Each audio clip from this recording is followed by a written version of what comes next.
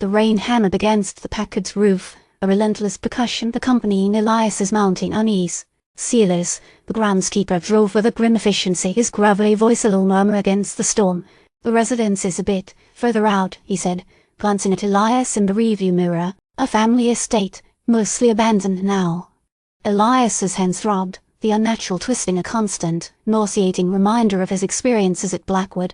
He's been trying to ignore the increase in changes, convincing himself it was stress, exhaustion, anything but the insidious truth that whatever happened in the harmony was rewriting him. "Family?" he asked, the word tasting like ash. "The Whitmore family. Built the place generations ago. Lost their fortune during the crash, like so many others. The last Whitmore, a doctor, Samuel Whitmore, was eccentric. Spent his days locked away in his study, dabbling in theories nobody else understood." Silas paused, the Packard's headlights briefly illuminating the skeletal branches of trees lining the road. He was obsessed with resonance, with frequencies. The Whitmore residence loomed out of the gloom, a Victorian monstrosity of dark stone and darkened windows. A wrought iron gate, rusted and overgrown with ivy, marked the entrance to a long, winding driveway. The house itself seemed to sag under the weight of its own history, its grandeur now a hollow shell. "Dr. Whitmore, he believed reality wasn't fixed," Silas continued, his voice hushed with a morbid reverence, "that it was a symphony, constantly shifting and changing. He thought he could find the right key, the perfect frequency, to unlock its true potential." Inside, the house was a mausoleum of forgotten elegance. Dust lay thick on ornate furniture, and cobwebs draped from the ceilings like macabre decorations. A grand staircase, its banister intricately carved with grotesque figures, led to the upper floors. The air was heavy with the scent of decay and something metallic and faintly unsettling. Silas led Elias to his study at the rear of the house. The room was a chaotic jumble of books, papers, and strange contraptions. Astronomical charts covered the walls, alongside diagrams of complex, geometric patterns. A large brass telescope pointed towards the heavens through a grimy window. The centerpiece of the room was a massive, mahogany desk piled high with journals and notebooks. "This was his domain," Silas said, gesturing around the room. "He kept meticulous records of his experiments." Elias moved towards the desk, his gaze drawn to a particularly thick notebook lying open.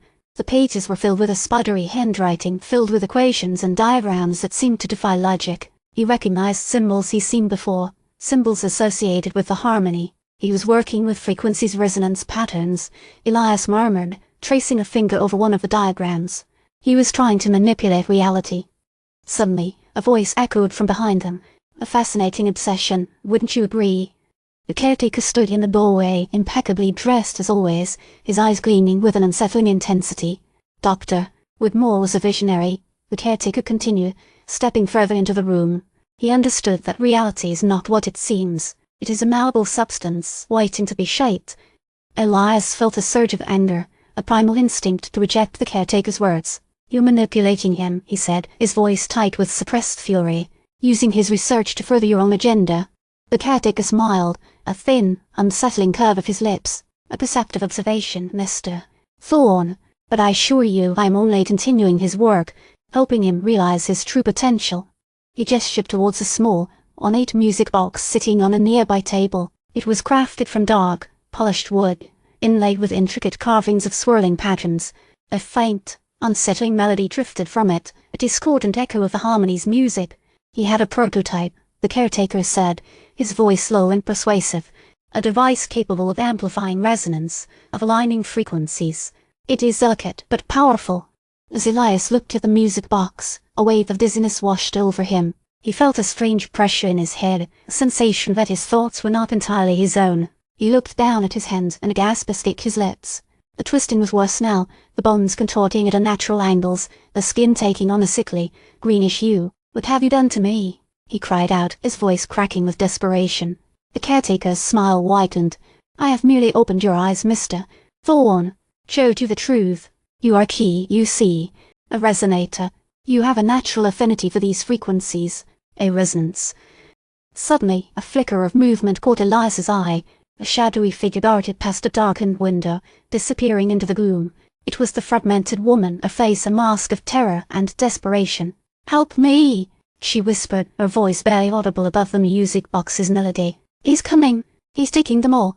Elias turned towards the window, but the Fragmented Woman was gone. The caretaker's grip tightened on his arm, his eyes burning with an unsettling intensity. "Don't listen to her," the caretaker said, his voice a hypnotic drone. "She is a distraction. Focus on the music. Embrace the resonance." The music box's melody swelled, filling the room with its discordant rhythm.